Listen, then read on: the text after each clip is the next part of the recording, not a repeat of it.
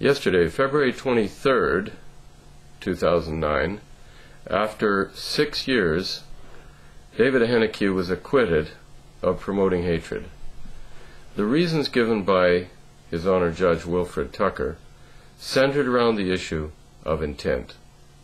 Under Section 319, subsection 2 of the Criminal Code of Canada, it's a crime to promote hatred, but only if you intend to promote hatred, and only if it is other than in a private conversation. I argued that to communicate with a reporter when you don't think you are being recorded is a private communication until the reporter decides to broadcast and publish it. If the reporter decided not to publish and broadcast, it would still remain a private communication.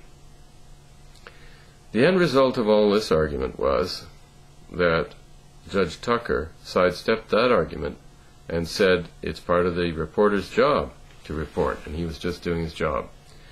Well, it would be equally true to say if he was just doing his job and someone swore, then he'd have to report that? No, he wouldn't, because it would be contrary to the CRTC regulations to allow profanity or obscenity on the air, and it would be edited out. Equally, he has editorial control of anything that he records. He didn't have to publish. He had a right to do so, but no duty to do so. In publishing, he actually communicated the alleged hatred more than in a private conversation. Well, that argument is not the essence of Judge Tucker's decision. Judge Tucker decided that there was no evidence of intent, and the intent necessary was refuted by a number of specific facts. The specific facts were, first of all, the interview was unexpected. Although David Ahenakew expected to be interviewed, he had no idea that it would be about the subject of his two-line statement in a 45-minute speech about the Jews starting the Second World War. That comment had nothing to do with what he had every reason to expect he would be interviewed about, namely the consent form that the federal government was requiring of Native Indians before they could be allowed to receive medical treatment. That was a consent they were required to sign, agreeing to the release of all their personal medical information. He didn't like that. He was angry about that. So that's what he expected the interview to be about, and it wasn't really an interview. It started with the aggressive questioning and interruption of a person in a confrontational argument, giving no time for consideration of a response, and in fact not even allowing David to finish the answers to the various questions before another question would be fired at him. What it essentially proved was that he had no intention of communicating any hatred, but merely responding to this incessant questioning. And the last remarks he made were, "Don't talk about them." And those words indicate he was not even aware he was being recorded, but certainly had no intention of communicating about them, and we all know what he meant by that.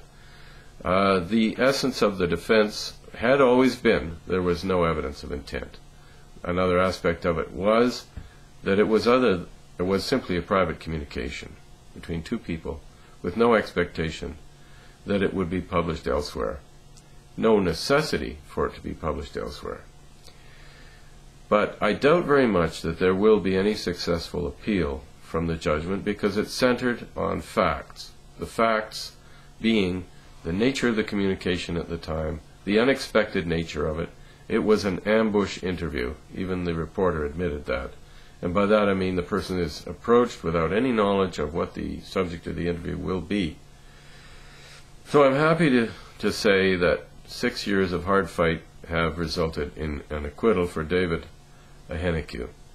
But that was 6 years taken off his life, the destruction of his reputation, all for a 2.5-minute conversation that he had no expectation would occur. He apologized for it, and even on the day of the judgment the media demanded to know if he was going to apologize again.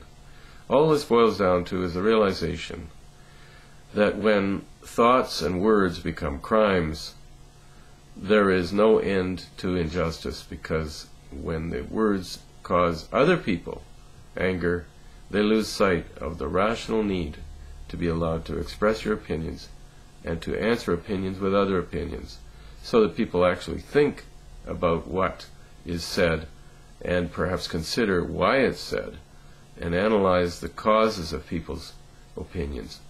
This is what free speech is all about, and it's one of the reasons why gradually, if we don't have free speech, no one will continue to think, reason, argue, debate, or use any function of communication.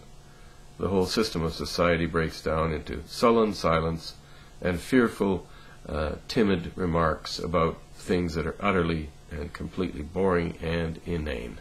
And that's the way Canadian society will go if the hate law continues to be prosecuted and used, and if Section 13.1 of the Canadian Human Rights Act is not struck down. Don't ever trust politicians to protect your freedom. They are and have demonstrated themselves to be generally the most craven cowards, particularly when they become in government and want to stay there. We, the people, have to become aware our freedom will never be defended by anyone but us. And I'm for freedom of speech. My name is Doug Christie.